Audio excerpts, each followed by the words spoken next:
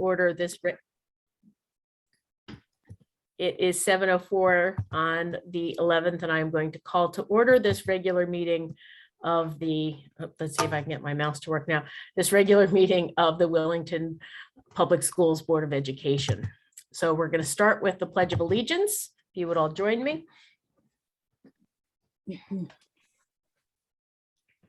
I pledge allegiance to the flag of the United States of America and to the republic for which it stands, one nation, under God, indivisible, with liberty and justice for all.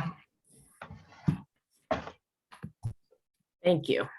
Okay, we start our public meetings with a present to speak on the agenda, as well as we finish it at the end of the agenda. So anyone from the public who wishes to comment, we ask you to please come on screen on video if you can, or off mute if possible, so that we can hear from you. We ask that you limit your comments to 3 minutes, but also that you state your name and your address first at the start. Do we have anyone on the call tonight who'd like to start with present to speak?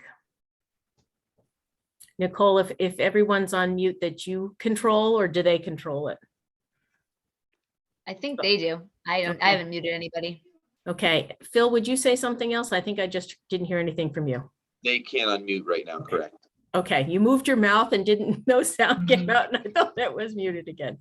Okay, so I'm not seeing anyone coming off of mute for this point. We will have another time on the agenda for present to speak. So if you'd like to make a comment at the end of the meeting, that would be wonderful too. We depend on your comments and your feedback. So we look forward to that if you feel comfortable. Next on the agenda is the chairman's report. We're going to move quickly through this since I don't have anything that I specifically need to report on. So that means that we are up already to number 5, which is communications. Superintendent Stevens, no communications? I did not receive any communication. Okay. This is going to be our fastest meeting ever. Let's jump to number 6, superintendent report. Okay, so let's do the not so nice stuff first. We have had 40 positive cases, COVID cases, since the last board meeting. Obviously, there's an uptick of cases across the town and the state. It's been significant. Department of Public Health came out with new recommendations that I sent to you on January 2nd, just to highlight some of those. We're no longer contact tracing in schools, which for us, it really did make sense because we don't have one example of a student identified as a close contact contracting the virus. So that means when someone's identified as a close contact in school, we were identifying these students, they were missing school, but none of them ever turned positive. So it makes sense for us to do that. The screen stay program has been eliminated because we're no longer contact tracing, obviously. We're also following the DPH recommendations for the shortened isolation in quarantine periods. Those protocols are 5 days at this point in time. They're allowing home tests. And that's providing some flexibility that's actually really needed in both schools and nurses. They do have a small supply of home tests for symptomatic students or staff. That's what the tests are for. The state gave us approximately 300 of them for the schools, and we received N95 masks from the town disbursement that came out, and we've heard there's a kind of they've called a superintendent's call on Friday. We believe we're actually going to get another distribution of tests. Can't confirm that yet, but that's what it sounds like it's going to happen. The good thing is we've been able to overcome any of the staffing shortages, knock on wood, to this point, and we hope that that trend continues. December 29th, Griffin Health had they operated their last vaccination clinic at Hall School. They had 2. They had a pediatric clinic on one side and an adult clinic on the other side. Thanks to Brianna and her daughters for volunteering. It was great. They were running back and forth and passing out paperwork. Thank you for doing that, Brianna. They administered 19 first dose and 37 second dose pediatric vaccines for a total of 56 pediatric doses.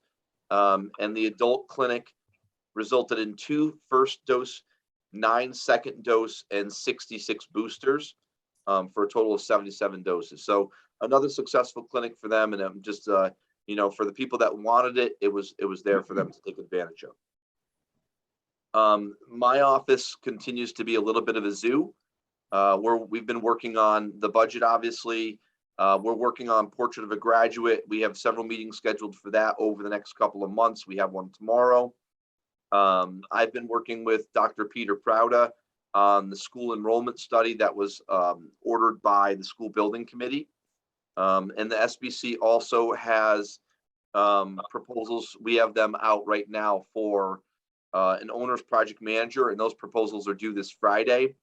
And I'm part of that review process, so we'll be doing that starting next week. And then lastly, tomorrow night, I am presenting your CIP projects to the Capital Improvement Committee. So that's tomorrow night. So it's a busy 21-22 update. As far as enrollment goes, Center School currently has 207 students.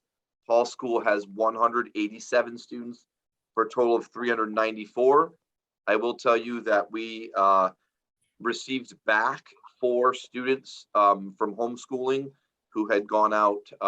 Obviously, we had several, many districts did, that went out during the start of the pandemic, and they've made the decision to come back. So January, they just came back. So we welcome back 4 students, which is great. Staffing wise, it's a short report. We only have 1 new staff member that we did hire to replace Nicole Page as the secretary at Hall School. We hired Matt Flegger, and so we welcome him from a similar job and a different district. So he's on board and he's started, so welcome to him. Any questions about my speedy report tonight? Just one brief one. At Hall School, we have 187 students. Correct. How many of them are in the 8th grade and will be going into E.O. Smith next year? I don't have that off the top of my head, Herb, but Yeah. I will have that for your board when you do the budget. Does that work for you, or do you want me to email it to you ahead of time? It's fine, anytime. You can get it, yeah. Yeah. Any other questions?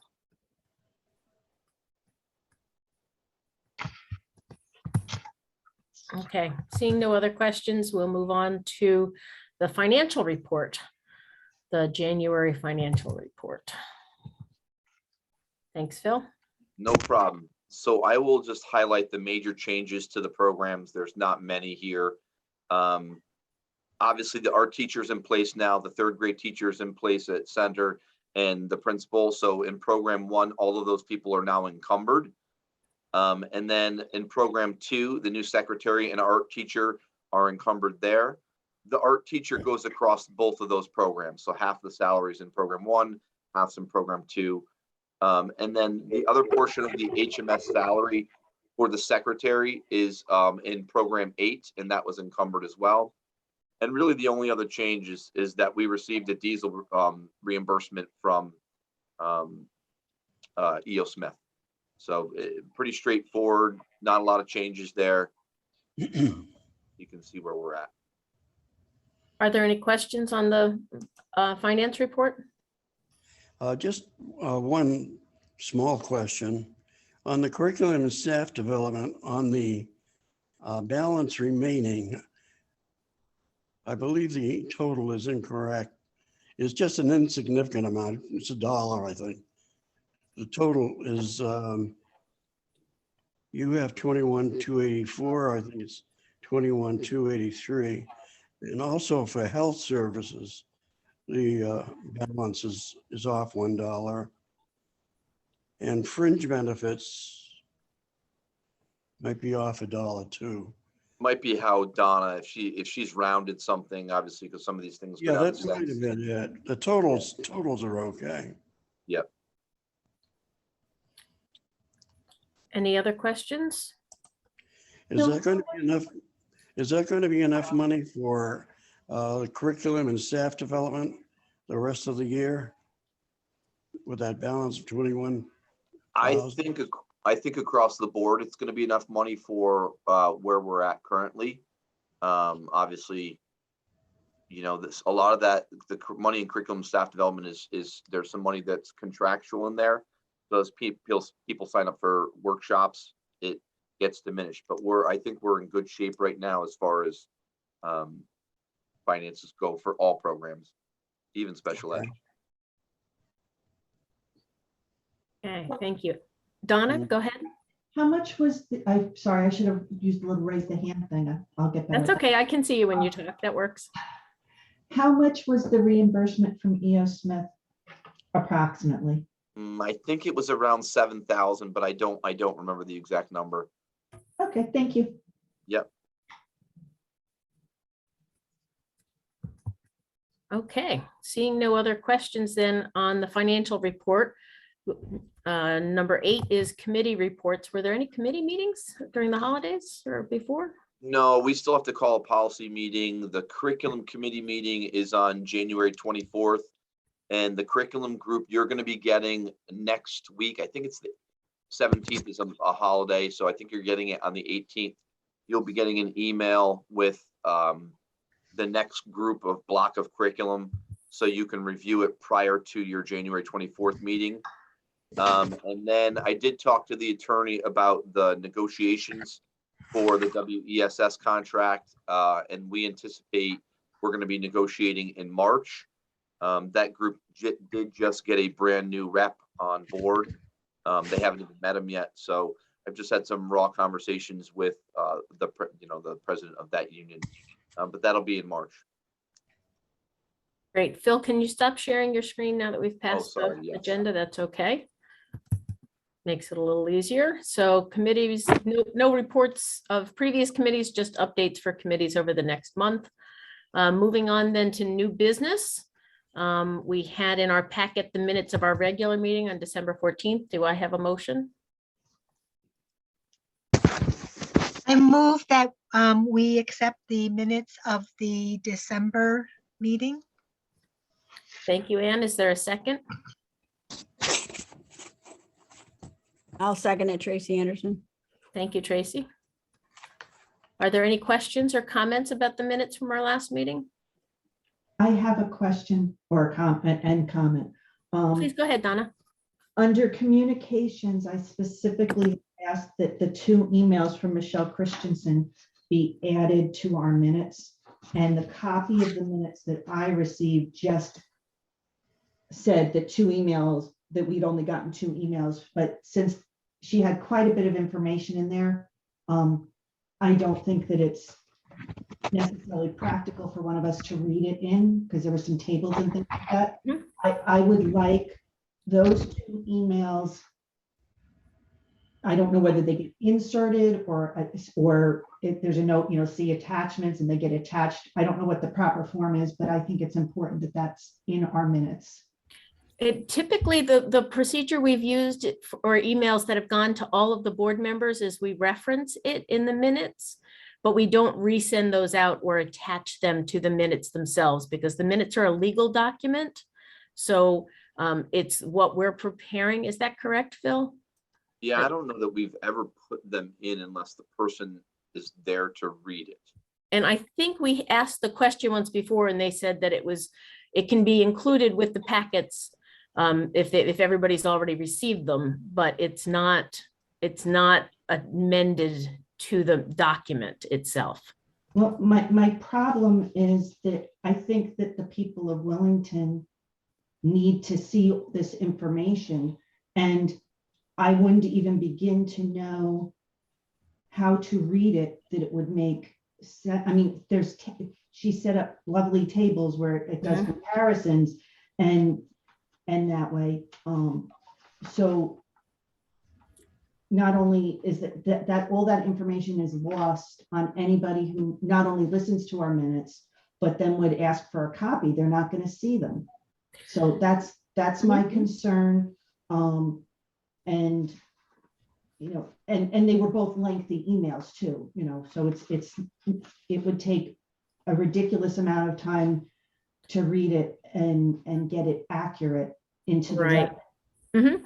And I understand especially the importance of something that is concrete is not explained verbally if it is read. So I understand your concern with that. I do think that if I remember correctly, Phil, the last time when we had asked the lawyer this question, the reason they said that we did not amend it is that we have the present to speak at our meeting and that people are allowed to come and present, but that we don't want to go so far out that anybody from the public can amend anything to our meeting's minutes. You know, if someone wanted to amend Moby Dick to our minutes, they could do that. So they wanted us to be really thoughtful about how we did that. So could you do me a favor and this month ask the lawyer? I wish I remembered exactly, Donna, what the concern was with the physical amending of the minutes. Well, I had asked during the meeting to have these two documents attached. So this isn't an afterthought. Right. And so to me, when you said that, the way we've always handled it in the past is that when we say that we want a particular minutes attached, is that it's mentioned in the minutes themselves. They're not, at no point, unless someone has read them out loud, have they ever been included in the 10 years that I can remember being on the board. So it's not a change in process. It's just if we want to do something different, in part because this includes tables, for example, compared to things that are said verbally, that's the difference with this. So I can understand your concern why it was done differently. Although I do believe that everyone on the board did receive them. My concern isn't just for the board. My concern is for the people of Wellington so that they get to see this information. So Phil, if you'll find out, and if that's the case, then I will next meeting prepare for it to be long and I will read both of her emails into the minutes if that's the formality we need to go through. But I just don't think that that's the most productive use of our time. And it won't necessarily, whoever does the minutes is basically going to have to take this and make sure I've read it exactly the way it's supposed to be, which also seems like a waste of somebody else's time and a chance to make a mistake. Yeah, no, I definitely appreciate the efficiency as well as the amount of time it would take to read versus just to amend it. So, but just to make sure that the question is handled legally, Phil, if you would double check with the lawyer for what the right process is for that, because I remember we did ask once previously and there was a reason. Yeah, there must be some way of getting the minutes into the meeting. An attachment would be one way. Another one would be to read it in. Mm-hmm. The other way, of course, would be to summarize it or give a synopsis of the letter. Mhm. In that if something comes in from the public, if we get a communication from the public, that we should have something concerning the content of their letter. But just to say that we received an email, I mean, that is an injustice really to the people that are putting together a letter and mailing it in or emailing it or however they're transporting it. Yeah, I just want to note, Herb, that this is the exact same procedure we used while you were the chair for the past 2 years, with the exception of when a person read it themselves. So if the person came on to the meeting and read their letter into the meetings, that was the exception. Let me finish, please. Oh, I'm sorry. Go ahead. I have the floor. I have the floor. Go ahead. Even though I know you are chairman and so forth, that's fine, but now I've lost my train of thought as a result of this. But I think that we have Phil look into it and ask him to try to get it some means of getting it into the minutes, even though we may not want it in the minutes. It's not a matter. Are you finished? I'm sorry. I don't mean to cut you off again. Yeah, I thought you had finished before when you paused. No, it's quite all right. Okay, so I'm used to it. it's not a matter of wanting it in the minutes or not. It's a matter of following the same procedure and not providing any one person different access to the process than anyone else. So if we ask the lawyer and then have a decision about the process we're going to use going forward, I'm perfectly fine with that. So Phil, if you will ask the lawyer what process is used in other districts, and if there's a decision that we have to make as a board to talk about what that would look like, we can certainly include that on next month's agenda if there's information from the lawyer that, you know, leaves us with a decision to make. That certainly makes sense. Excuse me, is the communication going to be in writing to the board or verbal? I would prefer a written document. You know, From the and- lawyer? Is it worth the investment in the time for the lawyer to write the letter to us? If you're willing to spend the funds to do that. I think it's a very significant and important issue. I mean, we want to Okay, communicate with the public, and we are cutting them off really. Mhm. Not doing, you know, not getting into the minutes somehow. I just wanted approval. Is there anyone else on the board that has any issue with asking the lawyer for a written opinion on how a board should handle email and written correspondence in terms of amending them to the minutes or including them in some other different way? Okay, so Phil, if you would ask the lawyer for something in writing to the whole board for us. Donna, I see your hands up. Yes, now hopefully I can figure out how to take it down. So my other question is, because of this, is it appropriate to table approving the minutes till we know the answer? Because I don't want to get in a situation where we've approved minutes that I believe are missing something really important, and then try and go back and deal with the fact that they weren't in the minutes. Like if the attorney comes back and says that those two documents can be added as a C attached and included, I don't want to have a problem because the minutes have already been approved.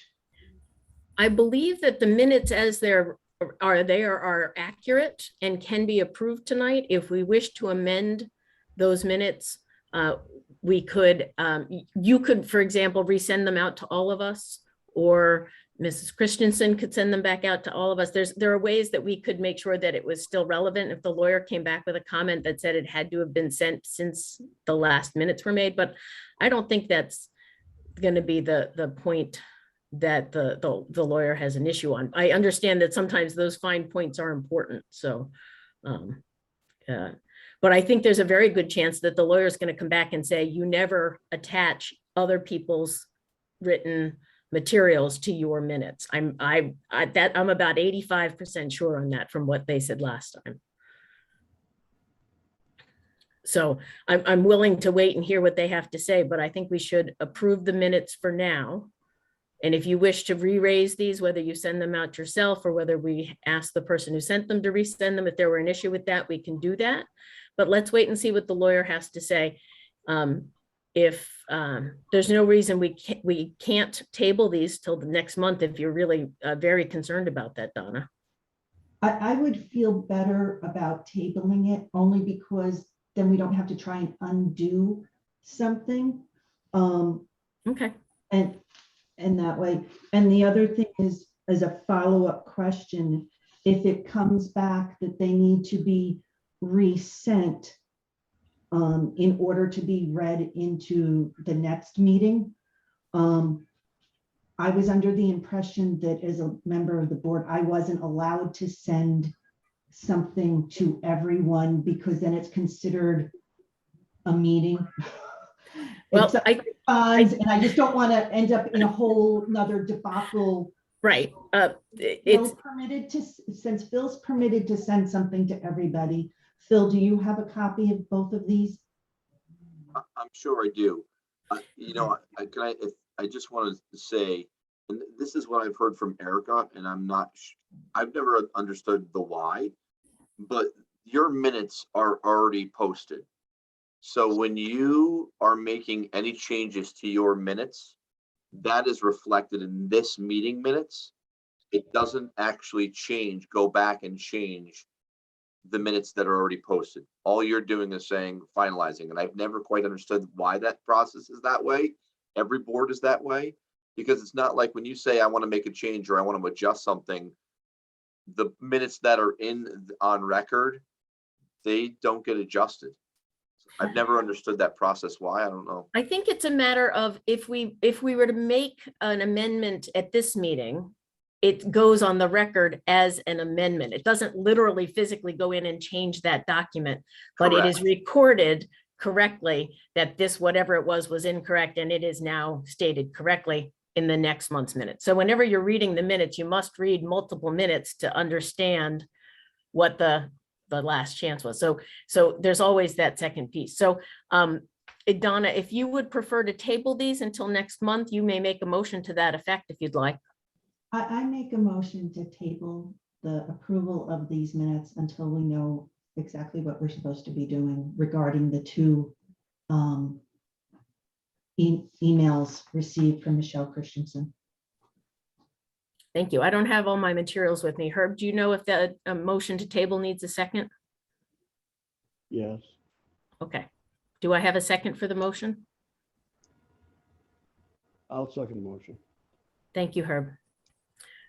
Are there any questions from the board about the motion to table the minutes, which means we'll just hold it until next month? Anne? Michelle, do we have a motion on the table to approve? Do we need to vote that down first and then motion to table? No, Or this does is the only, supersede?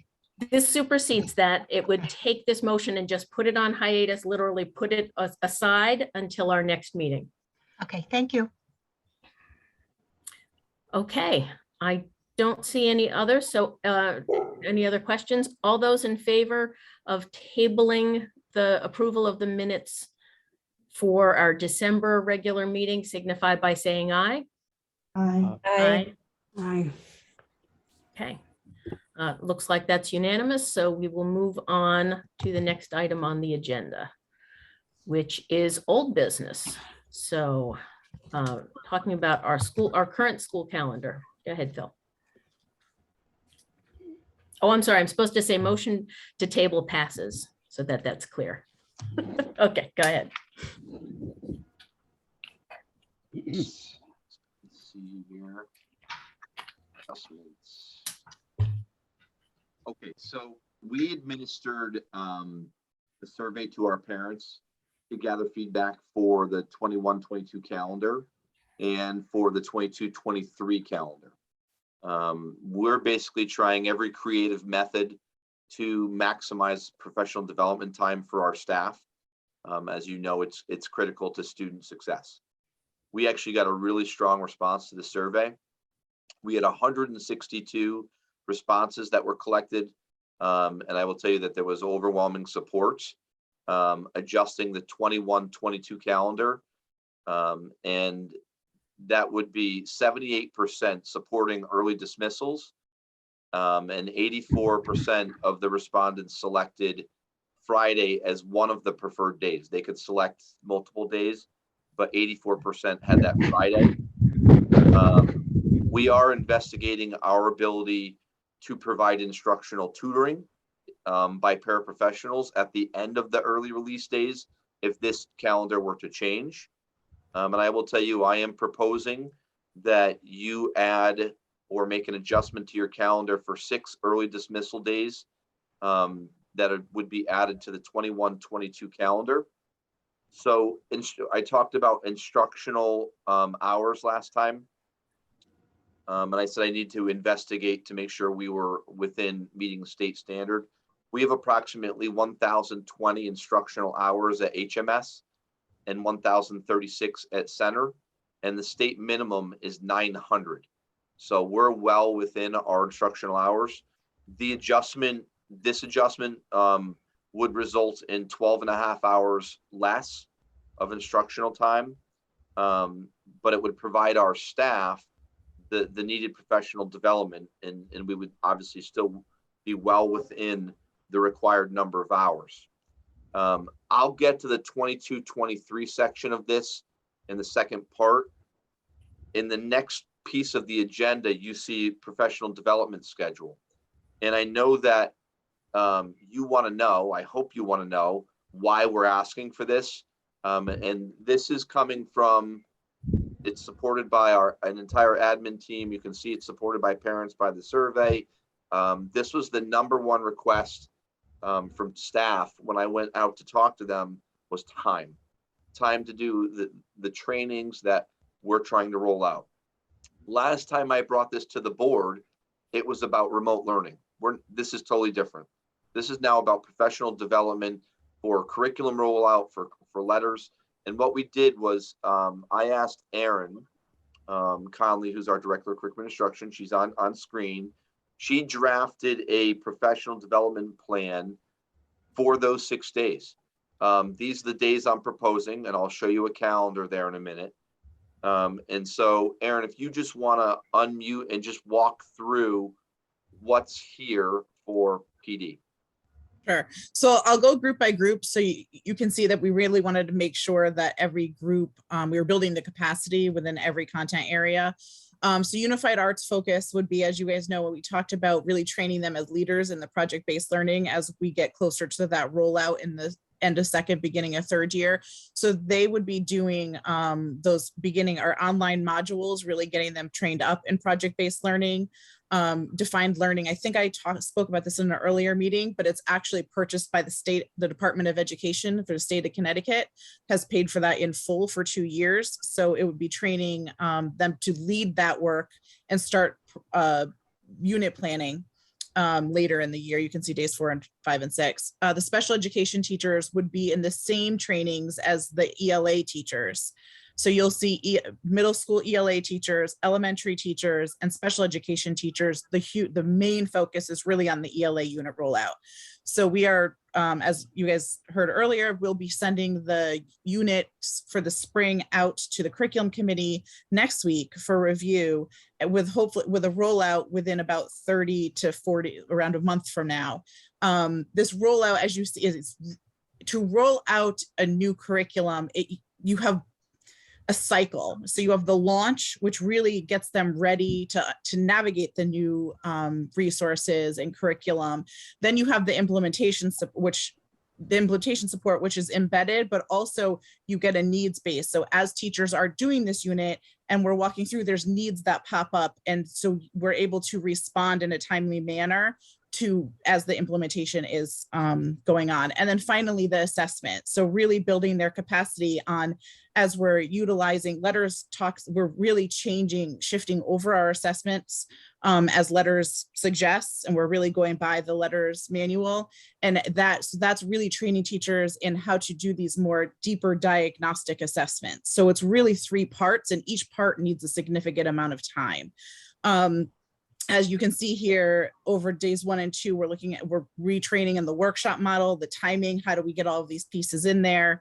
Language lessons and structured reads are new. So you can see that process. And then we did want to make sure that there's still that time for letters, because as you know, that's a huge undertaking as well. Math teachers, I'm actually very excited about this too. So IM has what they call adaptive units. So in response to the pandemic and the learning loss that they know has taken place, IM has put together condensed units. So they've seen and they've been tracking kind of what those gaps are in student learning over the last 2 years. And they put together some advisement on how to condense the units to really address those gaps. So the time for math teachers at HMS will really be to delve into these adaptive units, replanned with these guidelines. And then in between, you can see the other times going through a professional learning community, which is really where you have a goal that you're setting for those units and really evaluating the student progress, looking at student work and coming up with action plans to, according to what the student work is showing them in terms of the condensed units. Hold on. Illustrative math, sorry. Illustrative math. Yep. That's your math program at the middle school. Yep. And the language arts teachers we talked about. Science teachers will also begin their defined learning. So both science and social studies will be getting the defined learning. So that's the PBL, because those are natural integration places for project-based learning. So they'll also be going through those modules, which again are self-paced online and at no cost right now because the state's paid for them.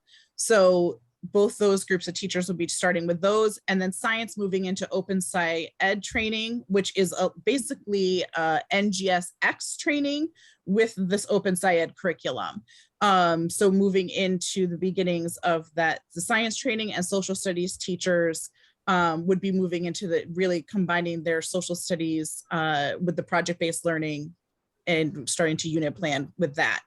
I did have a request from our social studies curriculum lead to plan a 4th grade geography unit. So that's, you can see that's how they would start. So they would have time to actually plan that geography unit for 4th graders.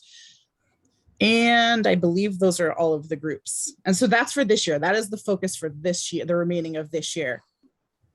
So those 6 days that I'm proposing here, are on this calendar. The first one would be February 4th, and then you can see it basically goes 1, 2, 1, 2. That's how we get the days in. What I'll tell you is if one of those days is a snow day, it would be a snow day, and I don't think we would, because we're making it up at the end of the year. I think you'd have to determine if you would want that to be a minimum day again, or if you wanted that to be a full day at that point.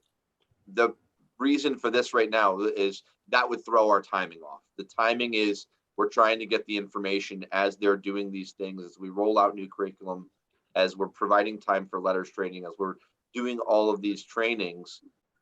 It's important in the month they're in.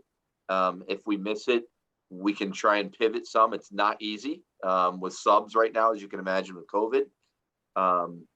But if it's a lost day, I'm not going to say if the 4th is not the day we get an early dismissal, then it's going to be made up on the 7th. I'm not going to say that. It would just be moved to the end of the year like every other snow day. So questions about the 6-day request for 21-22?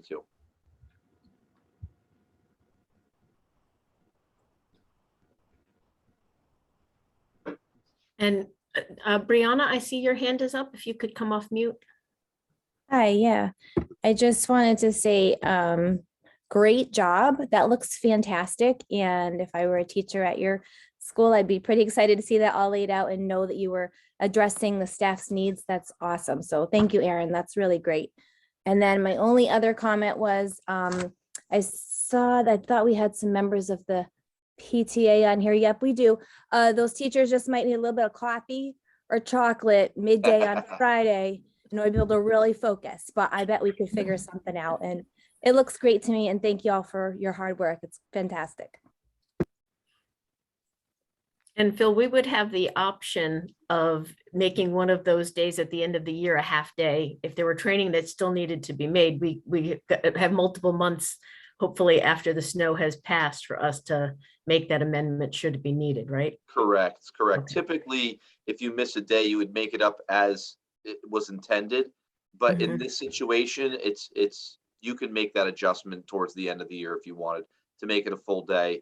We know it's disruptive to parents. I will talk more about that in the 22-23 calendar. But one of the things that we're looking at is because we have budgeted paraprofessionals all day long for a full day, that is, if we need to have intervention groups running after the early dismissal, staff, the teachers are going off to do training, but paraprofessionals could be providing intervention blocks on all of those days. And we could just provide transportation home in a second round. We could manage that. Okay. Anne and then Brianna.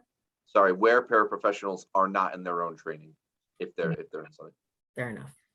Anne? Perhaps if the after-school program could be reinstated, maybe that could be available to children on those days so that they could go over to the after-school program.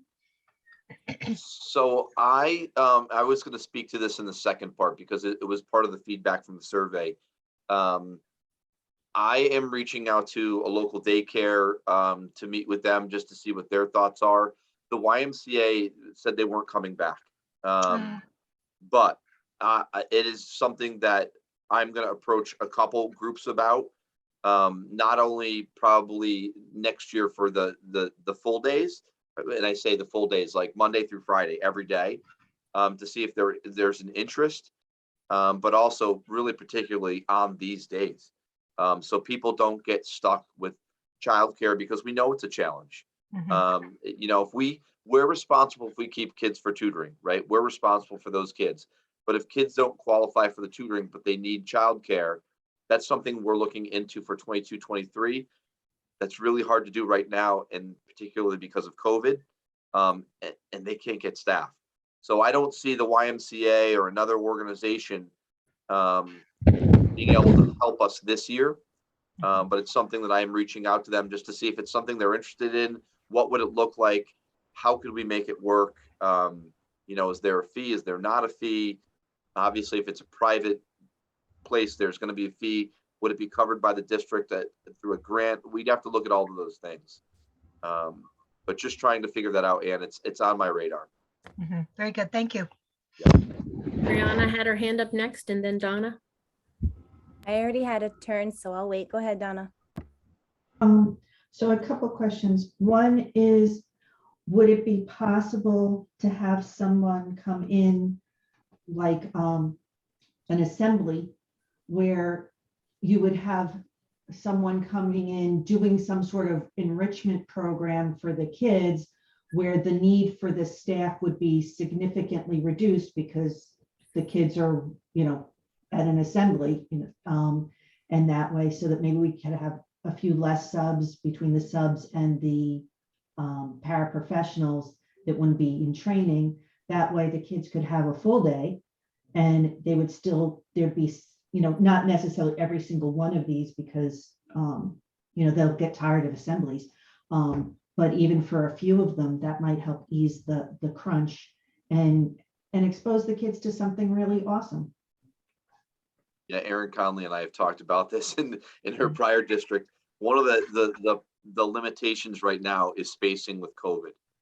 It's probably one of the hardest things. We can barely get a grade into the gym, and it's tight with 3 feet. So, you know, when we're eating lunches right now, they're spaced at 3 feet, and it makes it really challenging. But those are things that, for an after school program, if we had to run something ourselves for a short period of time for these days and say, hey, look, we only have 40 spots, we probably could cover those 40 spots with something like a show or some sort of program to come in, and not with an exorbitant amount of money to do it. Well, and the other thing is maybe those May dates where the weather tends to be nicer and warmer. Yeah, I wouldn't want to, you could do something outside versus Correct. the February, March dates where having them outside for half a day might not be prudent. Yeah, and one of the things we've talked about, and I haven't, you know, this is so, obviously it's new. I don't want to have too many conversations until, you know, you go through your process and make a decision. But obviously I would reach out to the PTA. I already received an email from someone just saying, hey, could the PTA support in this matter at all? And quite honestly, any parent volunteer could help support in this manner. If we were going to do something like that, you know, we could run stations outside for a couple of hours if we have the right number of people. And so we're going to be creative as best we can to support our parents, because we see the support that they gave us in the survey. They're looking for, you know, to have high quality teachers, and our teachers are working really hard and they need this professional development to do all the things we're trying to do. And so if we can return that kind of back to them and provide the, you know, cover the need that they have as best we can, I think that's, you know, it's a good two-way street. And just as a follow-up, I see, you know, it looks like you try to do every other and that way, but the training that the teachers get at the end of May, they're really not going to have much time to implement it because school ends the middle of June. Would it be better to front load it and have like every day in March, every Friday in March, and then be done the middle of April so that the teachers can use what they've just learned with the kids? So Donna, great thinking. I actually designed the PD with the implementation in mind. So what is being rolled out this year? You'll see the last and all of the final days in the plan Phil shared is all reflection and feedback. So the last one in March, I built that in knowing exactly what you're saying. So the last one is really reflecting on new needs so that I develop for the PD plan for the following year, I'm using the fresh in their minds from that reflection and feedback they're going to provide me in May. And then throughout, as I thought of each group, I actually really thought about where would they be at that point in time and what would that need be for that point in time. So I would think the way it's designed, it's designed for the schedule that we're proposing, but I appreciate your thinking a lot. And then the only other thing is I would say to move the 20th to the 27th so that families can have a longer holiday weekend because they're already off on Monday. We might lose kids anyway on a Friday if their families are going away. I don't know if that would help reduce the number of kids staying after, but then they have a good long weekend. She's speaking about May. That's actually. Yeah, May 20th to the 27th. And that may not work with what Aaron just explained. I was just planning vacation. Okay. Moving it 1 week wouldn't, that would be fine. That would not matter. That would still work. Yep. Brianna, I see your hands up. Hi. Hi. I am loving this sort of mini conversation about how we help our parents make this work. For a long time in the back of my mind, I've been trying to figure out before Zoom how to help our parents attend more town meetings when they're home with their children in the evenings. And it's crossed my mind that we need to get some of our community involved so things like that could happen. So now we have Zoom to solve that problem. But I hope to hear more about that. And I'm excited to maybe have a little bit of opportunity to help with those decisions. The other thing was you were talking, Phil, about the tutoring on the Friday afternoons from some students who need it. I assume that's for kids who are underachieving, a little bit behind, need a little bit of pickup, but also I want to know if that might be an opportunity for children who have missed a lot of school during the school year due to illness or kind of a forced quarantine situation. I know some kids have missed a ton of school because they were sick or their family was sick, so they weren't allowed in the building. And that would be pretty great if they knew certain days they'd be able to catch up on those missed assignments or talk to an adult who could help guide them through. So is that something we could do there? Could we put some of those kids in that group? Yes, all the above. So the way we're looking at, and right now we're in the process of getting some tutoring going. It's actually going to happen some within our school day and potentially before and potentially after. But it's something that it's based upon if you're already in intervention, if you're missing a lot of school, you know, we could do a homework club. I mean, there's a lot of things. It just depends on the numbers that we have, that, you know, to be able to do it. But yes, I mean, we've even talked about the potential for an enrichment group at that time, but we're prioritizing the students that are in intervention already and the students that are missing a lot of school. You know, and no, it's not their fault. It's just, it's the way it is for some families right now. Unfortunately, with the timing of this, if you, you know, and I'll give you an example of what happens with it. If you have COVID within your family and we have a student that doesn't test positive, they actually have to follow their parents' quarantine for isolation first, and then they follow their own quarantine. Well, if that happens a couple times, another family member goes positive later, they have to do the same thing again. And so 5 days can turn into 25 days really fast. And so we're watching all of that attendance, and that's something absolutely that we can base some of those invites to those, you know, those students that need it. I think that would be a great use of that time. What about clubs on the Friday afternoons? I know sometimes those are staffed by your faculty, so that would be tricky, but perhaps if you had community volunteers running the clubs, that could maybe work. Yes, maybe. We're looking at clubs on Wednesdays. We're actually in the final conversations. I think they're polling the kids at Hall we're looking to see what we can do, and hopefully sometime early to mid-February, we'll have clubs on Wednesdays at Hall. Trying to run it the same day as the wealth program. Gotcha. Thanks. Ann?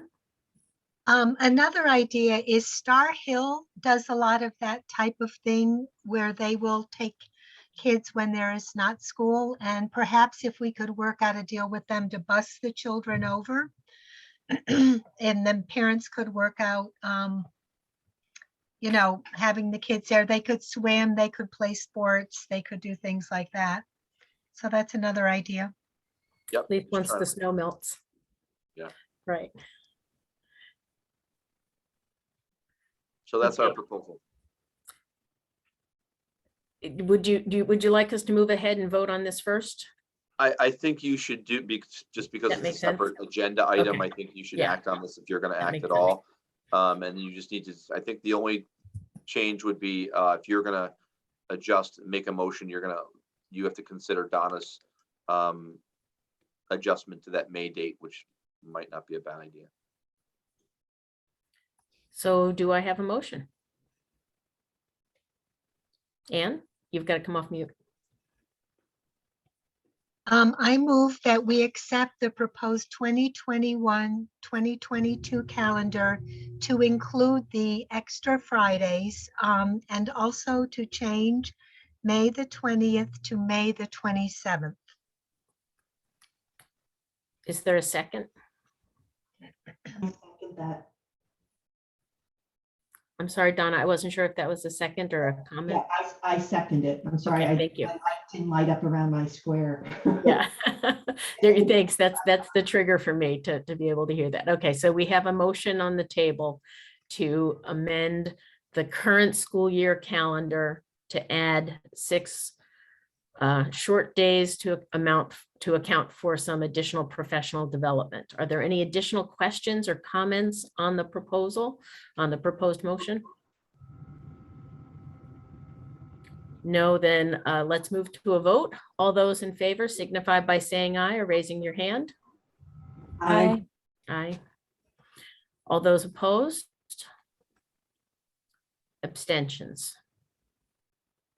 Okay, Herb is abstaining, so we'll have to do a roll call vote. Do you want me to do that, Nicole, and you can just record it? Okay, so I'm going to go through people on my calendar, on my squares as they show up. Tracy Anderson, Aye. Ann Grosjean, Aye. Herb Erico, Abstain. Donna Cook, Aye. Brianna Ross. Aye. Okay, motion passes. Michelle, you need to vote yourself. Oh, sorry. So excited about the vote. I vote aye to approve the proposal. So the motion passes. Moving on to B, which is the 2022-23 school calendar conversation. Aaron is suddenly floating, if you couldn't tell. Okay, so again, the parent survey data supports adding professional development. Let me pull that up for you. Yep, there it is. So let me scroll down here. This is the data, and the comments are at the bottom now. So the comments were off of a lot of different surveys, not whether they support it or not. Mhm. And so we had, this is for the 22-23 draft calendar that you currently have been working on. 81% of the respondents would support an early dismissal, with 88% selecting Friday as one of their preferred days. I am proposing 14 additional early release days in the 22-23 calendar, which would start the first month, would have each of the first 3 months would have 2 early dismissals. And then after that, it would go 1 per month, 2 per month. And I'll show you that. One of the current concerns that parents shared is that obviously childcare is an issue. We just talked about that. I'm very aware of that. There were several comments around that. And that, obviously if the board approves this, this is something that I really need to make sure we work out for our families one way or the other. We have to figure something out. There was comments about preschool. because they run a 4-day-a-week program. And they were concerned that the preschool parents were concerned that if this were a Friday, it would impact those students. So we would adjust our preschool program to run Monday through Thursday. And then Friday would be the day that their program doesn't operate, which is that way their preschool program would not be impacted. I think it's a good solution for the preschoolers in that program. We know several school districts that are doing this or have done this. Same type of concept of, you know, whether it was COVID related or not. This has happened pre-COVID and during COVID. Putnam, Summers, Marlboro, East Con, E.O. Smith is still doing it. South Windsor's doing it next year in their elementary school. I'm sure they're rolling something out. Glastonbury's done it. So this is not something new that we just created. It's a temporary fix to provide a lot of professional development in a shorter period of time. Kind of like Aaron Conley being hired to do a lot of curriculum in a short period of time.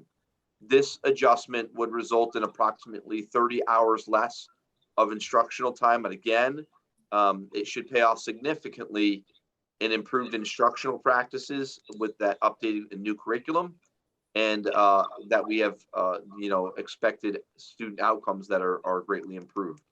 So this is, this would be the calendar adjustment that I would be proposing. And the 7th was already a day that was there. If you wanted to go down to 13, I think that would be reasonable, so that you could go 2-1, 2-1, 2-1 all year long. So right now it's set up for 2, 2, 2, and then 1, 2, 1, 2 all the way for the rest of the year. So again, if you were going to make an adjustment, so it went, start with 2 here. The 7th is automatically a day that you've always had in your calendar for goals. If you wanted to take one of these 2 days away, I think families, just to Donna's point, what she just adjusted in that May date, families have appreciated this here on the 7th because it's a minimum day, and then they have a holiday and a staff development. They have a really good weekend in October. So that is the proposal there. Again, the reason for the changes, we didn't do layout every day like we did here. But just to give you a sense, Aaron pulled together, again, what are the topics? What is the big rush? Why do we need all of this professional development? And I just want to address something, Aaron, before you jump in on these items. There were some questions, comments from, and I appreciate these comments, from parents saying, why can't teachers do it after school? Why can't we bring them in over the summer? Some of these things are contractual. So I'm working within their contractual day. And just to give you a sense, if we're going to keep our staff members for an extra hour, 1 hour, it costs about $1,700. If I bring them in the summer for 1 day, all the certified staff members, no paraprofessionals, all my certified staff, it's about 10 grand a day, $10,000. If I bring them in for a half day, it's about $5,000. So, you know, we're trying to get short bursts of, Aaron, what do you call these? Like Power PD or something? You've got a name for these. Bite-sized PDs. Bite-sized PDs that are manageable. It's not a full day where you're blowing your stack because it's so much. It's shortened PDs for a few hours at a time where we can do it over time and break them up. And these are the topics that we would be looking to address. And this costs nothing. Aaron. So you'll see very similar themes, and I'm going to piggyback off Phil too. In terms of the rollout, we are CREC will be running the math launch likely. We're working with them because they rolled out the middle school when we did the illustrative math for middle school. But ELA, every other group, well, and science will be using OpenSciEd and some outside providers, but mainly the training and building of capacity is myself and the curriculum staff. So I just want, so know that we are building the capacity of leadership within our team too. But ELA is focused again, ELA is all new next year. So we'll be the ELA rollouts as well as letters, really looking at looking into diagnostic assessments. As I told you, we're really changing those over next year, and using those assessments to target reading instruction. And then math, again, we're doing the rollout complete for K5 of illustrative math. Middle school already uses that, so it'll not be new for middle school. But middle school Crec will be working them in kind of their needs areas currently. And then science will be focused on NGSX, Open SciEd PD, so really understanding how to teach in 3 dimensions, and then beginning to unit plan. I've mentioned this in other meetings, but for anyone who might not have already heard this, middle school science, we could use the Open SciEd curriculum, but elementary, we're going to have to, there's no published research-based elementary curriculum, so that's going to be a pretty big undertaking. So you'll see the unit planning there as well. And then social studies, again, is a lot of unit planning as well as incorporating the project-based learning. Unified arts, really training them up on being the district leaders for project-based learning. So they'll be going through a leadership training and then continue unit planning. And special education follows very similar to the ELA teachers, really focused on letters, assessment and diagnostics, and targeted reading instruction. Questions or comments? Donna? Sorry, Donna, you have to come off mute.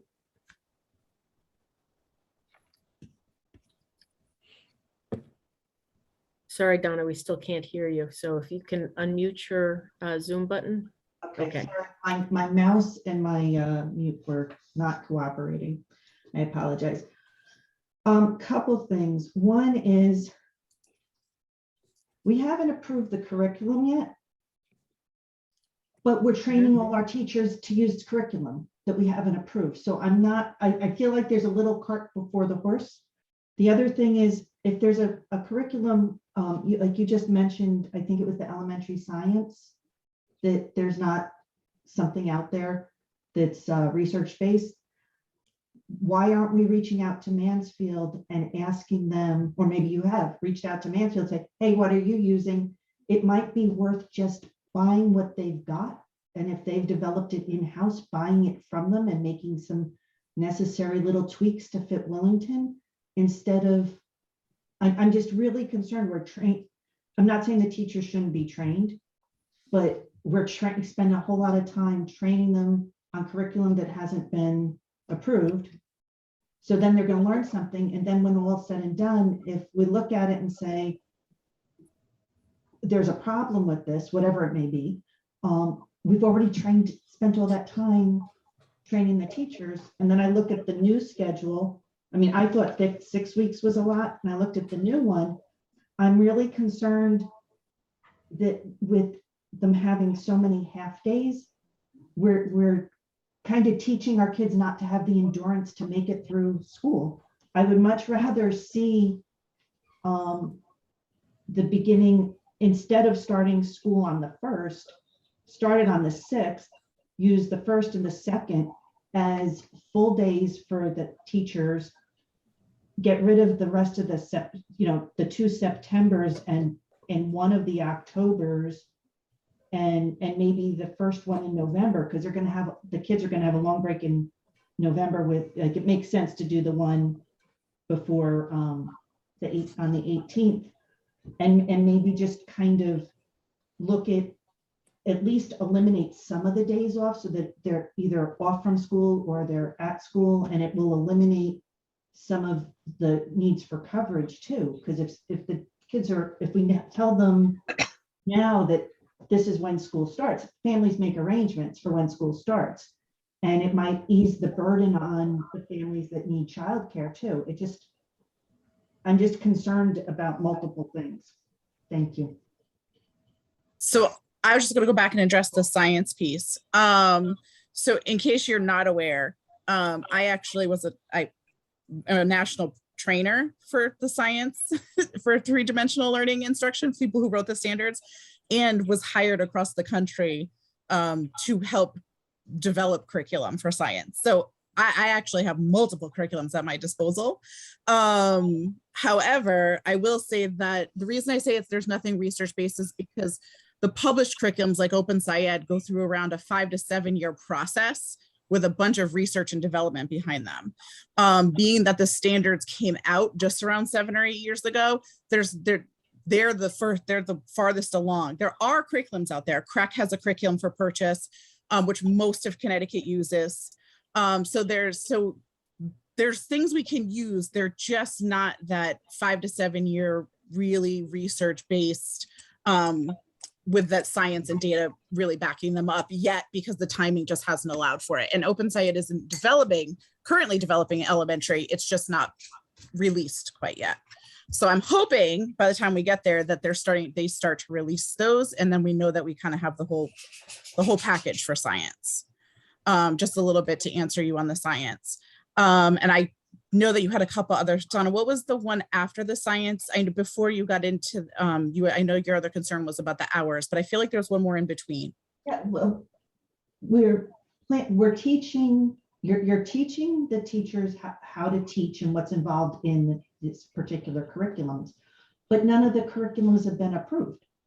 Right, that was it. I knew there was. Board's job. So it almost seems, and it's not that you're not doing what you're supposed to be doing as far as pulling this stuff together, but when all is said and done, you're teaching the teachers how to implement curriculum that hasn't been approved by the board. And that's my concern.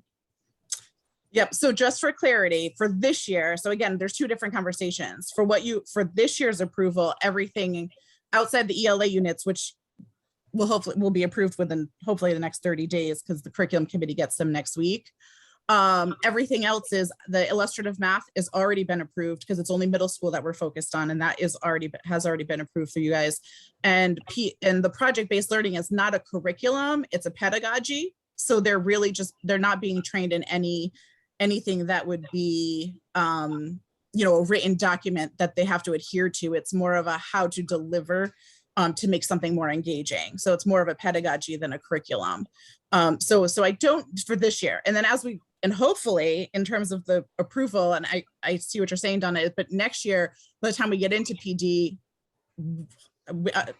based on the calendar we have slated, Phil had put together, all should be approved prior to even rolling out any of the professional development for any of the curriculum. All should be approved by then. And are the methods of teaching currently being used significantly different than the methods of teaching that they will be implementing under your program?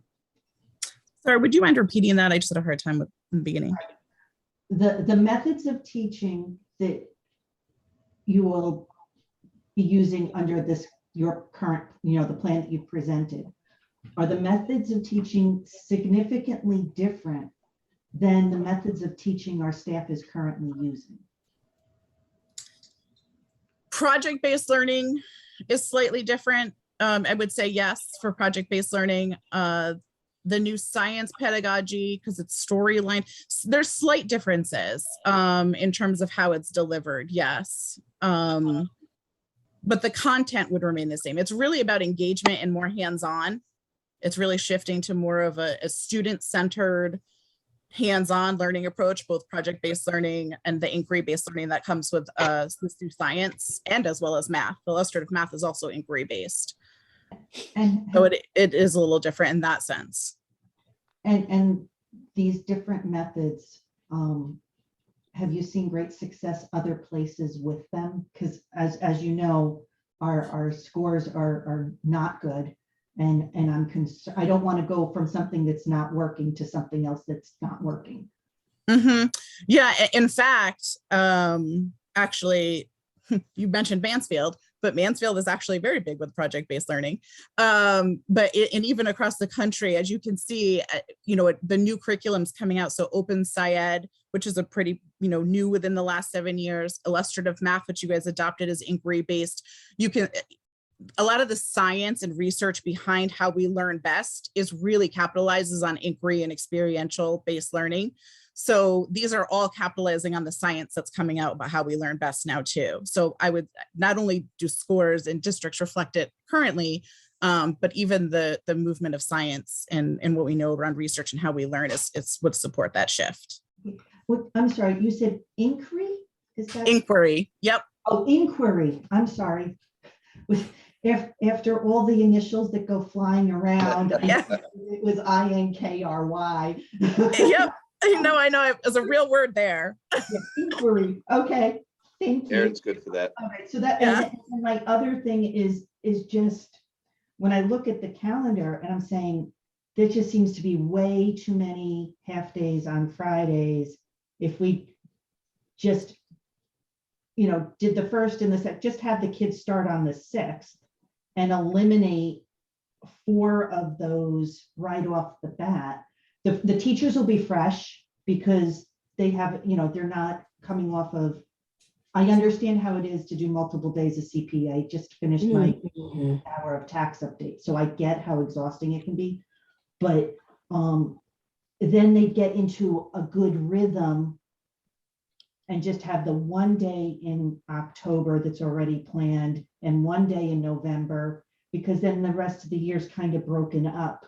It's just not so all up front, not getting them into a pattern, because I know that can be a little bit of a challenge too, especially when the kids are new and they're getting to learn the teacher and what's expected of them. That can really throw off the rhythm of the week. So Donna, one of the challenges within what you're asking is that we have to work within the teacher's contract, and they work 188 days and they have 182 student contact days. If I add 2 days, I have to open their contract and I have to pay them that $20,000, or we have to adjust their contract, which is opening their contract, to say we're going to do 180 student days and you're going to have 8 professional development days. What could we, instead of opening the contract, add those 2 days, but then make the February vacation longer, so that so you give them 2 days off by having them come in 2 other days. Would that require the contract to be open? Because I agree that would not be, that's opening a can of worms. The only thing I think I could do without opening the contract and what you're talking about is request every staff member come in 2 days early, and it would be request. I couldn't hold them to it because it's not contractual. And I would pay them for those days, but it would be voluntary. If a teacher said, I'm still on vacation at that point, I don't need to come in, I can't force them to come in. Well, they already have staff development from the 29th to the 31st. So they're, not that they couldn't be taking a long weekend. But if they have those days and then there's other days off, it would still be the same number of student contact days. Like if you take off, give them 2 days in February, just to lengthen that vacation. So they're not working any more hours. With students? With students, because they'd have off. It would be I'm just looking at the 22nd and the 23rd of February. So you just, instead of them working the 22nd and the 23rd, they'd be off the 22nd and the 23rd. I think one of the other questions that I had was how important in terms of timing, and the reason I'm bringing this up, Donna, as it ties into that, is I had thought the reason you had front loaded this 2, 2, and 2 is that it was important that the professional development happen at the beginning. And that part of the reason you do it in bite-sized chunks is so that you learn a little, practice it, come back and share, learn a little, practice it, come back and share. Is that still the approach that you're thinking you're going to take? Yes, thank you for that, actually, because I was waiting for it, but I was going to say that is the most powerful professional development happens after application. So learning something new, applying, and then coming back, because now you have the schema and you can build upon that, reflect, revise. So that is the power of having them scattered throughout. And so as I was listening to dates, I wanted to make sure that that at minimum there was one per month so that it allows for us to continue that. So not that there's no flexibility, as long as we keep that kind of in our heads, because I would at least at a minimum think it's really important to have a minimum of one per month to allow for that kind of application revisit.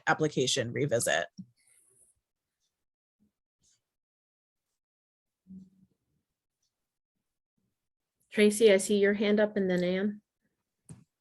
Well, and I also, to address, it seems like it's sort of consistent. I know, Donna, I understand what you're talking about with getting kids used to routine, except that if you look at the calendar, there kind of is a routine, because it starts 2 weeks in, and then it's every other week almost, that there's every other week or every 2 weeks that there's a day off, that there's a day with a minimum day on a Friday. So it's kind of, I can relate it to like an alternate work week where you work 9 days out of 10 with 1 day off, or so they go to school 9 days out of 10, and then one is a half day. Kind of like that. And that could be good for parents and consistency as far as scheduling. Ann? I was going to suggest, just as we did with the previous year's calendar, if we were to play a little bit with January, maybe moving it to the 13th and the 27th, or moving one of them to the 13th, we'd have that 3-day weekend again. It would be attached to Martin Luther King's weekend. We could possibly move the 6th to the 13th and the 20th to the 27th. The only thing is you would have 2 weeks in a row, the 27th and the 3rd of February. But Can you scroll back up so we can see the top and see the February calendar, please?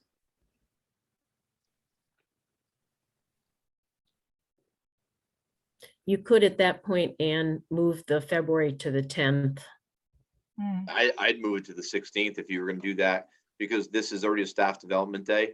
That buys you a half day here and then a full day, and it makes it a pretty good February vacation for. I like that. I like that, Phil. Yep.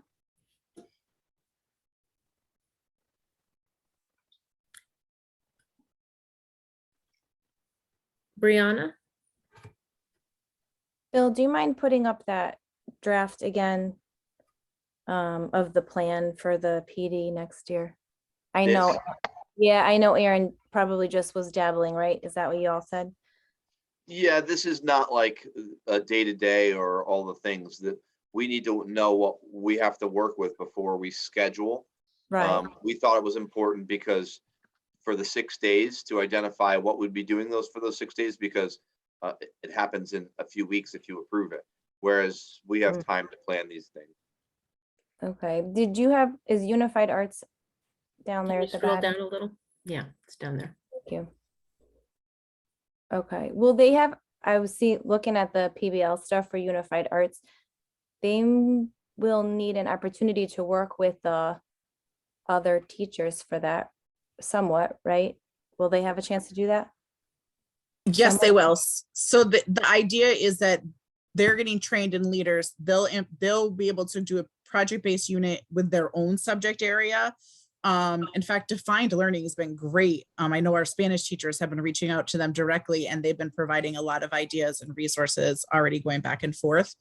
So the idea is that they try a unit in their own content area with some integration, with integration across subject areas. And then once they've been able to do that, then as they become leaders, yes, there'll be collaborative planning time built into both schools as we move forward. So for that to allow for that to happen. Right, good. Is there an opportunity to do some of this work? I'm listening to Donna's concerns here and wondering if there is a way to do some of this work in smaller bites during a faculty meeting time. I'm not sure how you run those. So this is actually what initiated this.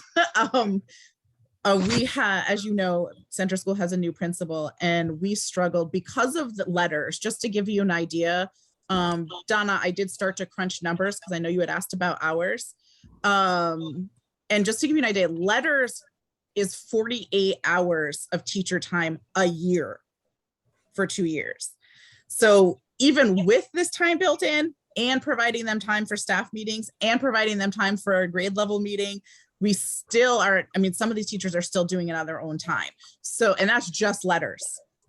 And then we have the unit rollouts that are needed. So it was, what was happening is we went almost, I think, 2 months without a staff meeting at the elementary school.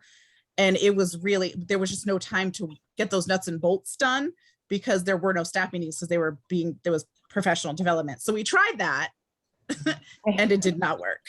Yeah, and we've also, and when we say we've been creative, we're bringing in subs Yep. when we have them. If we have a full, staff, or we only have a couple people out, and we can bring in subs to, free up a teacher for an hour or two to let them work on letters, we're doing that. We're trying to be as creative as we can with all those times. And I will tell you, it's we're doing what we should be doing with letters training. I'm just going to be very honest with you. The biggest strain right now is on the admin team, because I have directed them to give up time that they really need to get this letters training done. And it's team time, it's data team time, it's staff meeting time. They're giving up a bunch of that time to make sure our teachers, because we're holding them accountable. We're watching that they're doing it, and they're working very, very hard to get that done. It's an hour or two per week. Well, when an hour or two per week, when you have 200 instructional, 200 planning minutes a week, it's a lot to ask. And so we've not gotten pushback from them because we've been so supportive in that. And we want to keep it that way. So we're trying to be as creative as we can, is what I call buying time in a contractual day. And even outside the contractual day, I'm approving if someone says, look, they're talking to their administrator and they were unable to get their letters training in that day and they have to do it on a Sunday, I'm paying them an hour on Sunday to do it at their contractual rate, because it has to get done. We need everybody trained on the program to have it be successful. Gotcha. Okay. Tracy? Yeah, I just thinking here as everybody's talking about how for at least the past 4 or 5 years before Phil was here, when we had the interim superintendent for a while, the conversation has been about curriculum instruction, and curriculum has changed since then because new things have come in like letters and science standards. And so, and now we have Aaron here, and we're in the middle of a pandemic and we are still in a crisis time, not a recovery time. So I think we really just need to take the opportunity to use our time the best we can, realizes this is temporary. It's not ideal. We don't want to take away all these hours from kids, but if we don't, then we're risking not being able to implement the curriculum correctly, get the most we can out of it, train our teachers properly without overstressing them as they probably already are, and just bite the bullet and do it, because we've got the money that came in to help pay for Aaron. We've got the money that's helping us do these curriculums, and other districts are doing it too, because this is what we have to do. We don't have 50 subs waiting in line to come in and cover for us. Some days we have teachers covering for each other, literally.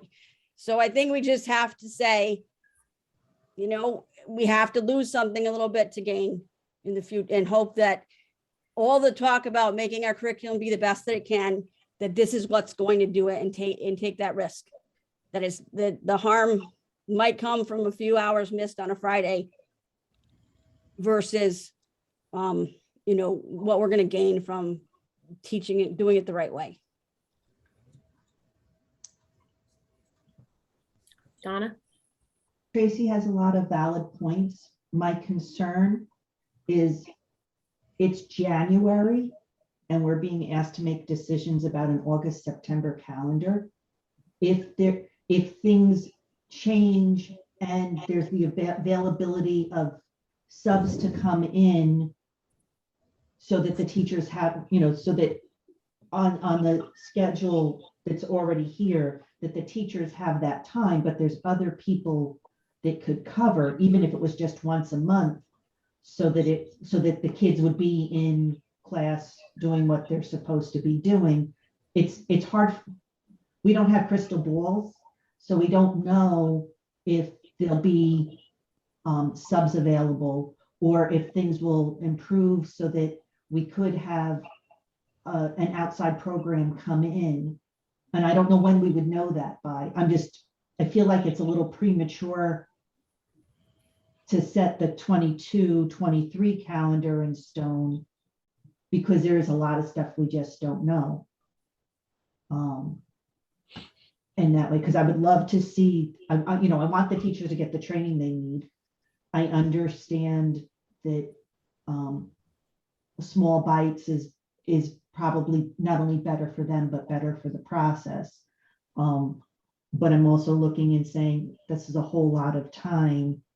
It would be good if we could have subs come in or have an assembly program or something like that. But as of today, we know we're short on subs, and we know because of the distancing that we can't, at least in the winter months, have an assembly program. And I don't know what's feasible for outside at each of the schools, in September or October or May when the weather tends to be nicer. But, you also have to be prepared if you have a downpour on one of those days too. We don't want them to be soggy noodles. So I'm not really sure what the right answer is, but those are my concerns. Thank you, Donna. Just a note on process is that we do typically address the year's calendar at least 6 months in advance. We're not doing this prematurely to look at this. Actually, it's typically something we do earlier, and we had already talked a little bit about it previously. I'm sure, Phil, you start getting questions from parents who are trying to plan vacations and holidays and, exactly when's the first day of school, when's the last day of school. I'm sure you get a lot of pressure for that. So the sooner we can iron it down, I think we'll have some really good feedback from parents to at least know what the timing is. But I do hear you, Donna, that the need for childcare for those families and additional support for those families that need it in those days is just as important. And they will need from us a commitment that we will find a way to meet their needs if we can in any way, shape, or form. And if it means that we can't find a contractor or someone else, that we can't find someone from Parks and Rec, that we can't find volunteers, that we then bite the bullet and pay for that support, even if it means we hire, a whole bunch of people to do it just for those days and not necessarily every day. But I do hear what you're saying, Donna, about the need for parents to know what to expect. At the same time, it's hard to know what to expect at all, anytime. I don't know that everybody's, knows if they can plan vacation next week, let alone next year. So. Okay, I think we're ready for a motion. Is there a motion that anybody feels that they would like to put on the table? I'm sorry, that's the wrong language. That they would like to propose? Michelle, a point of clarification. Did we make a decision about the January, February proposal? And that would be, About moving those dates. If you wanted to make a motion moving those dates, you could do that. okay. All right, I make a motion that we approve the 2022-2023 calendar to include the early closing dates with the proposed early closing dates, with January dates being the 13th and the 27th. And in February, the early closing staff development day would be on the 16th.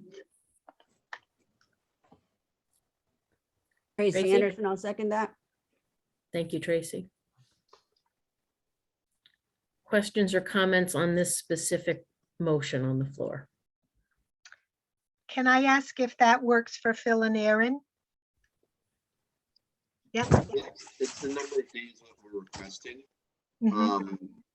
I think the adjustment makes sense, and I understand where Donna's coming from. We're asking for a lot, and we know we're asking for a lot. I think if you are going to hold off a little longer on this, I think February would be the latest you could do it. The only thing I'm not sure of is what more information could I gather for you that would help with the decision. And the only thing that's coming to my mind is I now could take this and propose, if you make an adjustment, hey, here's an actual draft calendar now, families. How many of you would need childcare on these days? If that would help you, I don't know if it's going to change your decision or not, because it's something that I think we have to commit to either way. If it's 50 kids, if it's 10 kids, if it's 70 kids, I think it's something that we have to make sure we have a solution for. And I have a lot of ideas. You just gave me a couple more tonight. That's just a little snapshot for the days that's in front of you. And as a follow-up question, adding the first and the second, and then removing a few of those other days and adding it to the February vacation, that's not going to work contractually? Because Aaron had said if, at least one day a month. I didn't know if we could get rid of one September day, one October day, one November day, and maybe another day. I don't know if it makes it better or worse. I think contractually it makes it worse. I think Okay. if you're going to make any adjustments, I'd look at the number of minimum days, early dismissals that are on there. And again, this is our proposal. We're going to work with whatever we can get to provide professional development for our staff. If the number is 12, we're going to work with 12. We tried to come up with what we thought was what we were going to need based upon, Donna, to your point, what we know today. Erin has a draft of how she's going to roll things out in the future, but it also has to be fluid as things come up. And so, that's kind of how we set this up. But if we have to make an adjustment, we're gonna roll with whatever we can get to make sure the staff has what they need for professional development and that it works for our families. I just hold on. I just want to go back. I think, I closed it. Give me 1 second. I think I actually said in the survey 14 days. I did. I said, so they responded. That's what I wanted to make sure I wasn't misquoting. I did put in the survey that I would be, it would be up to 14 days, I think is how I said it. So they knew what the number was that we were looking for when we did the survey. I didn't want to say some because some is not 14. I said up to 14 early dismissals. Anne? Donna, another thing is the beginning of the year works out so well with the 31st usually being a meet and greet where the families can come to school with the children, see the classroom, meet the teacher, maybe see some of the kids that are going to be in their class, so that Thursday they're really excited to come to school. It's also a nice transition that the first week they have 2 days, the second week they have 4 days. It's a nice transition into going to school again. And I think if we were to make that whole first week professional development, we kind of miss that nice opportunity for the meet and greet, and then and then that just a couple days to get used to being back into school again. Thank you, Anne. Okay, seeing no more hands for conversation, let's move to a vote on the motion that's on the floor. All those in favor of the proposal as presented with the 3 change dates for January and February as proposed in that motion, signify by saying aye or raising your hand. Aye. Aye. Nays? Abstentions? Okay, Herb's abstaining, so we'll go to a roll call vote to make sure that we've got everything on the record. I'll just go through. Tracy, Aye. Anne, Aye. Brianna, Aye. Herb, Abstain. Donna, Aye. and Michelle is aye. Okay, so the motion passes to add those dates to the calendar for next year.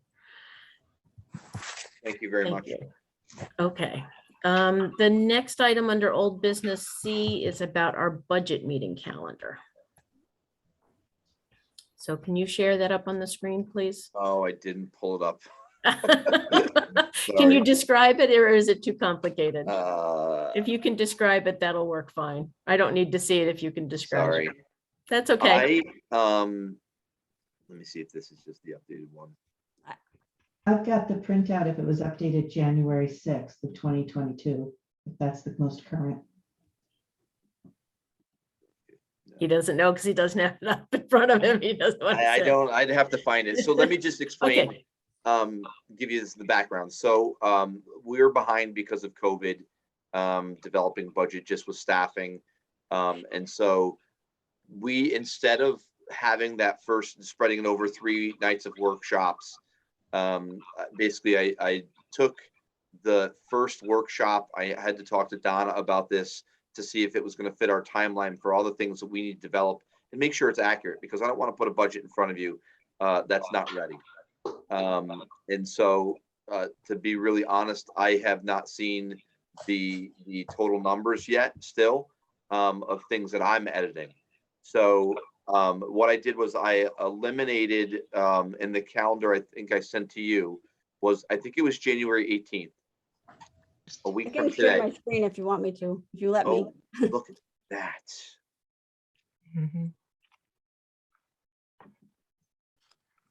Yes, go ahead.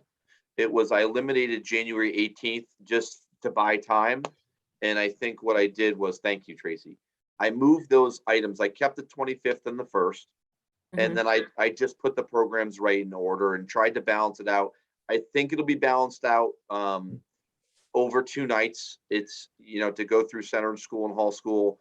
This, sorry, Brianna, is not a new process.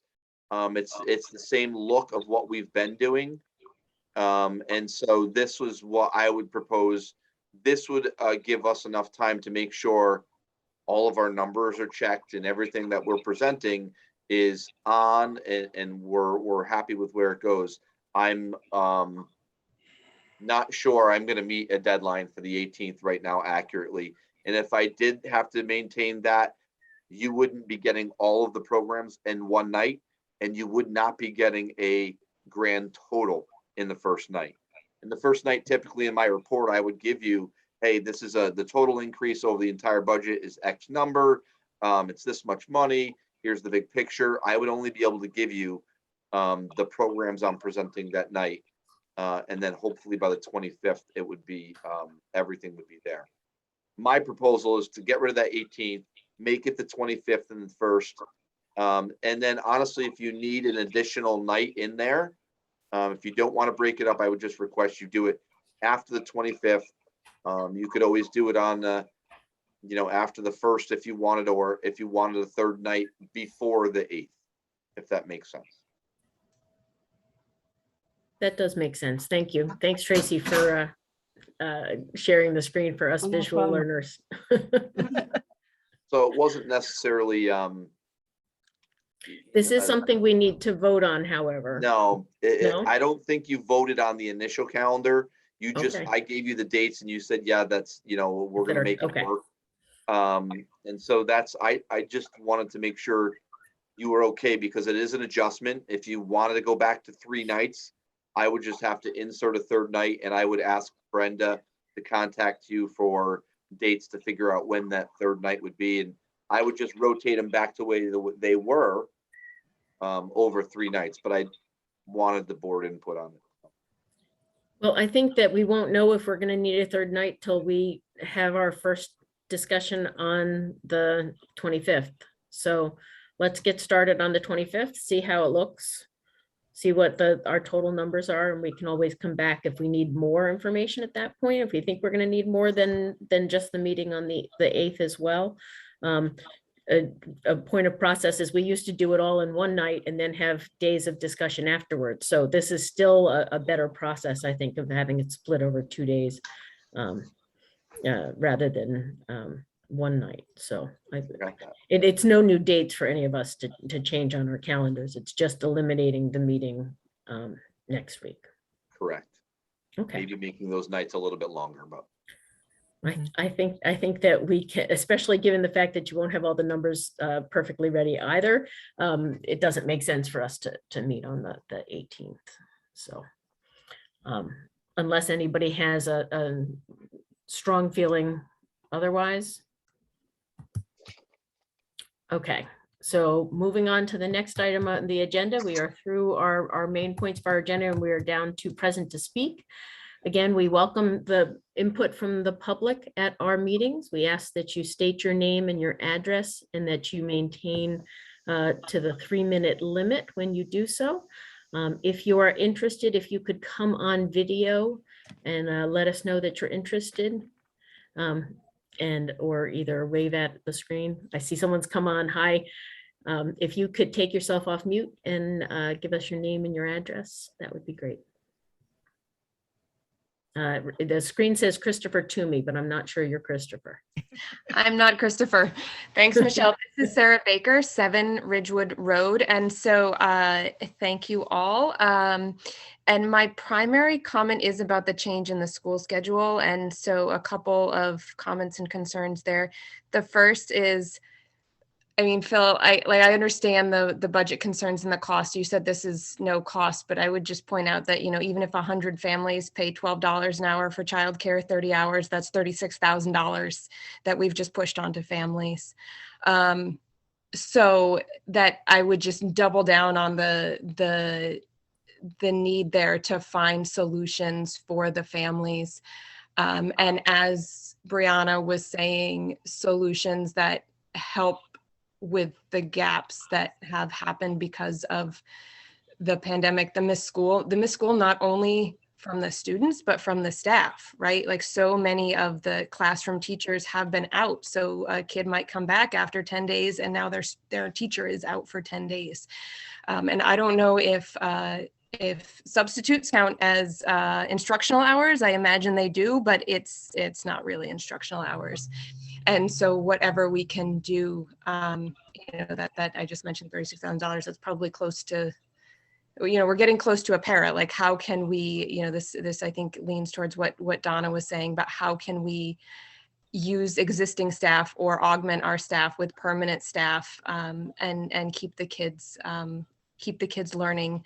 But I liked all of the solutions that were being tossed out, the ideas that were being tossed out around how can we find solutions for the families. I would also add to that community service opportunities, especially for the older students at the middle school. I think there are ways to engage them and consider making this opt out, not opt in. If you make it that we're going to do this unless you come pick up your kid, you will probably find more participation, and that's probably what we want in these kinds of activities. And so I think that's really it. But really appreciate all the thought that's gone into it. And, you know, obviously the teachers do need professional development. It's really important. And I completely see the need to divvy it up and not deliver it, you know, in a week all at once. So that makes sense. But I do think we have to find ways to meet the needs of the kids as well along the way. So thank you all. Appreciate it. Thank you, Sarah. Are there others on the screen who'd like to speak during present to speak, either come off of mute or come on to the video? Going once, going twice. Okay, I do not see anyone else there. So we're up to board comment. Is there anyone who'd like to go first? Want to jump in? Go ahead, Anne. I would like to thank the nurses who are just doing incredible work with the families, being one of those families. They've been so wonderful and so helpful, and I just want them to know just how appreciated they are. Thanks, Anne. Anyone want to go next? Okay, I'm just going to call on you in the order of my screen then. Herb? Yeah, I have a couple questions, probably very brief. On the transportation contract with the buses, have we completed that at this time? And are we going to enter into an agreement with E.O. Smith on this item sometime this year? The other thing is on masks. I think you mentioned testing and things. I kind of lost you there for a while, but I was concerned about masks, the quality of the masks that are being used by the students, and whether some masks like the N95, which is highly recommended, above the just cloth masks that they might have. And whether we can get control of some of those from the town, whether they could issue them to us and we could give them to the students. But you would know more about that than I would.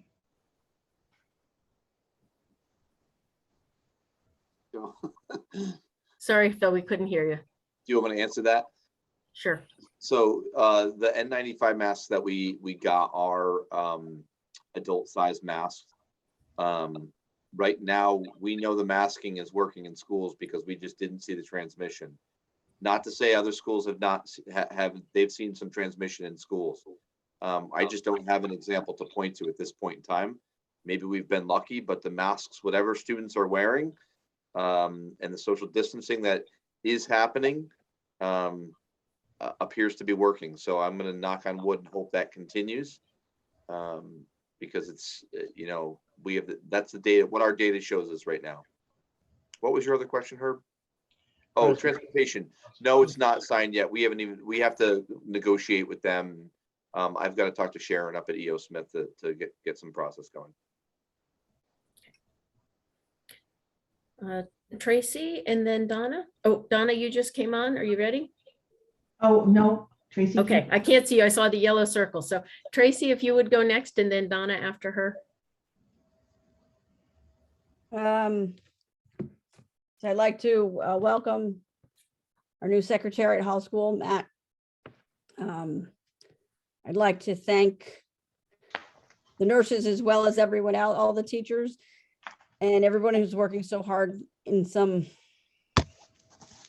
the continued less than ideal situations we're dealing with, especially with all things happening to cover for other people, and the hard work that they are doing to do the trainings.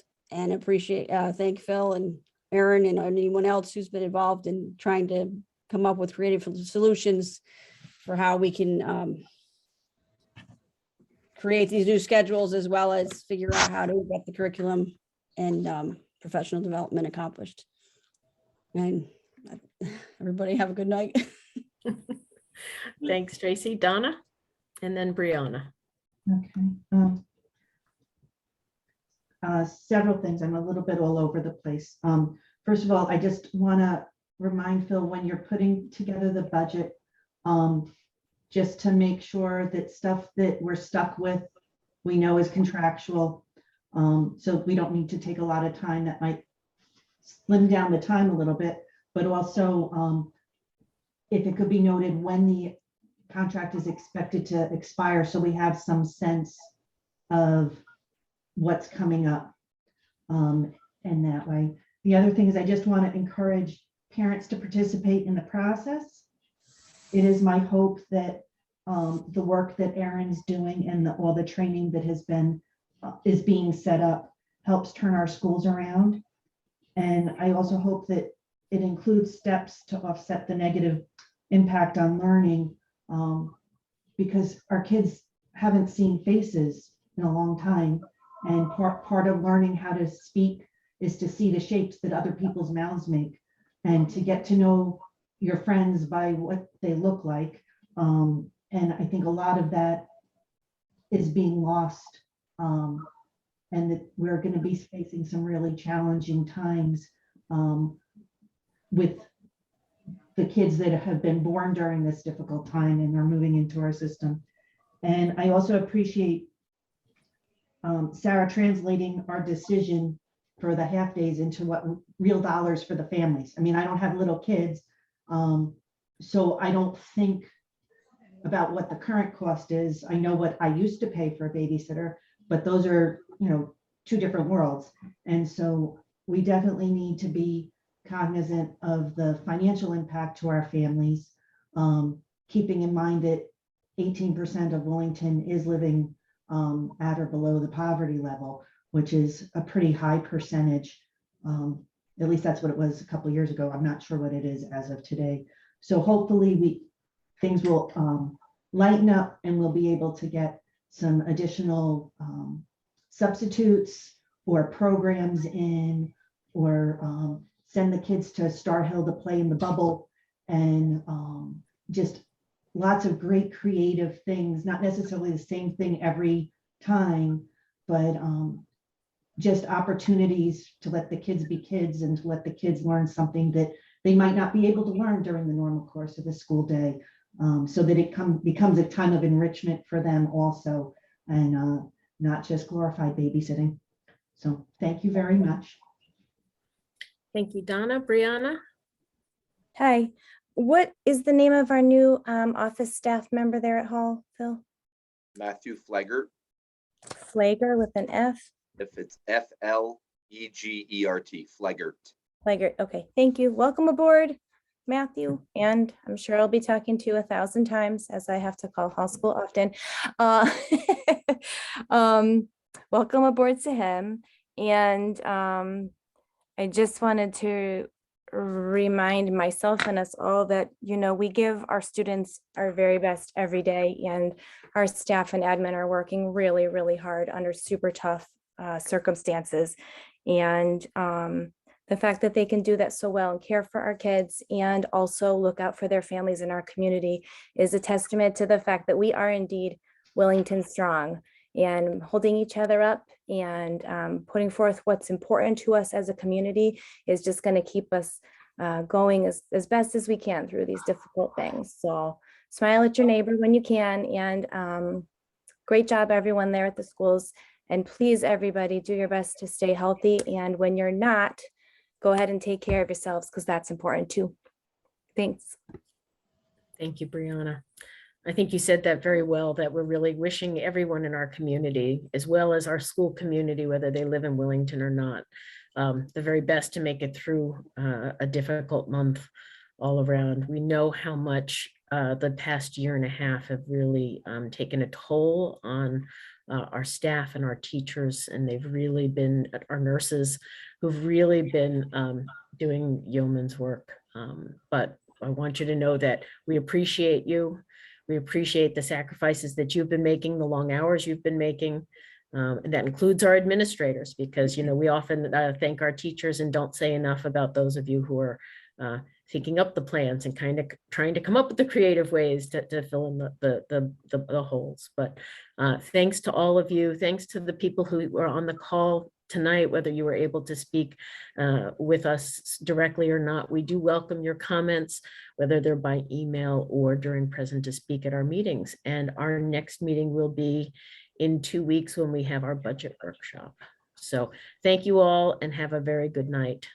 So the meeting we need a motion to adjourn. It is 8:58 p.m. Do I have a motion? I make a motion to adjourn the meeting. Thank you, Donna. Is there a second? I'll second it. All those in favor signify by saying aye. Bye. Aye. Abstentions? Nays? Okay, that passes unanimously. Unanimously, we do not need to go person by person. Thank you all and have a wonderful evening. Stay Good night. warm. Good night, everyone. Thanks, Rochelle.